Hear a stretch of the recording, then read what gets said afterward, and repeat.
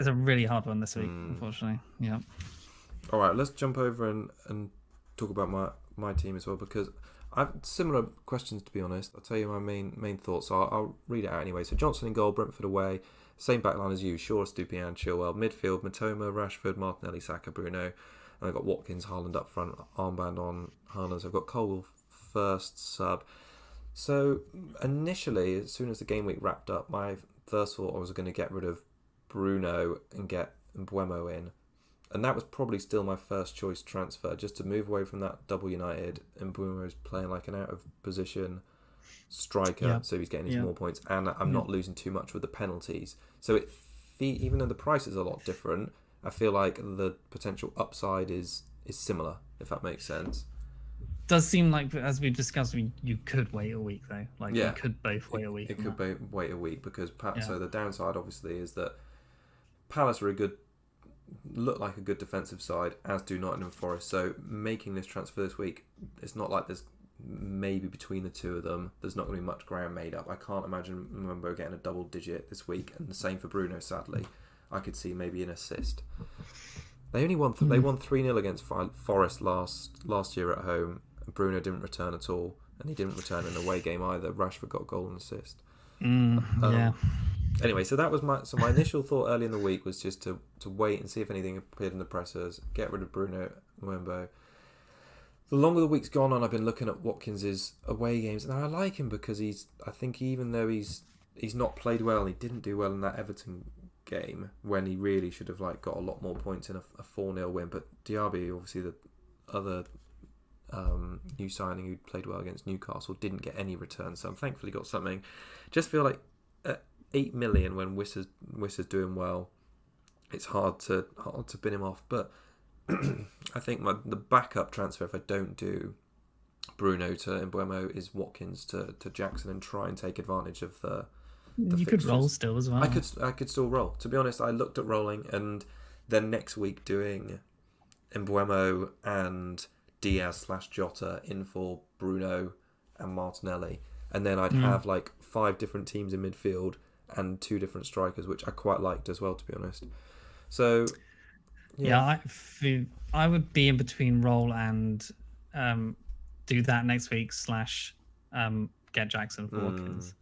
I think if those would be my 2 options there. Yeah, I don't. What would you do? What would you do in my team?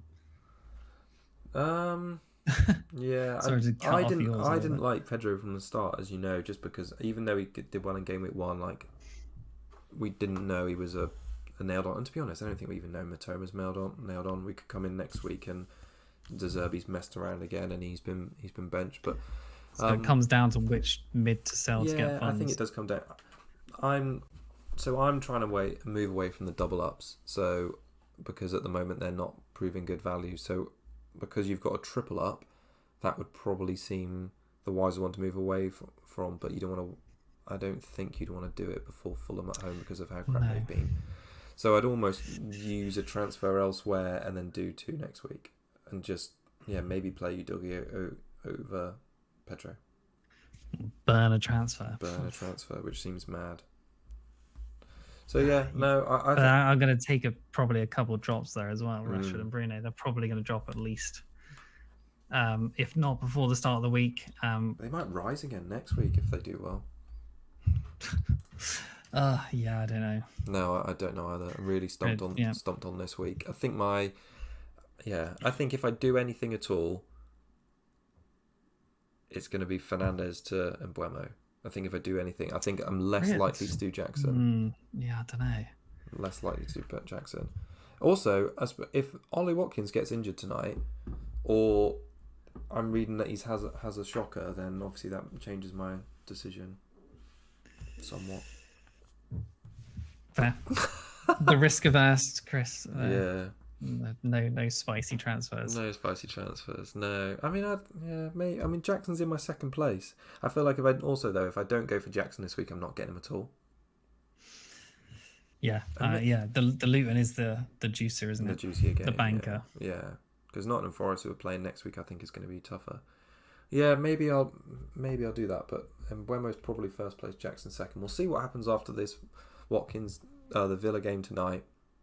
Because if Watkins scores some goals, I'm going to keep him, obviously, because I think my brain will think he's in form. And yeah, I don't know. We've got the Friday presses to get through as well. Fair. All right. I don't think we've answered anything there, have we? No, we haven't. We've created more questions for ourselves, and we look more stressed than we were about an hour ago. Oh, it's just impossible one. It's selling people before good fixtures. Yeah. Always backfires, but what can you do? I know. Right, all right. Let's call it there because we've just nearly ticked in at an hour. We'll just say thanks to everyone for joining us, and messages and chat. It's been fantastic to see them all. Sorry we couldn't get to all of them, but yeah, we'll see you this time next week for another show, and we'll see where we are. So have happy faces or not.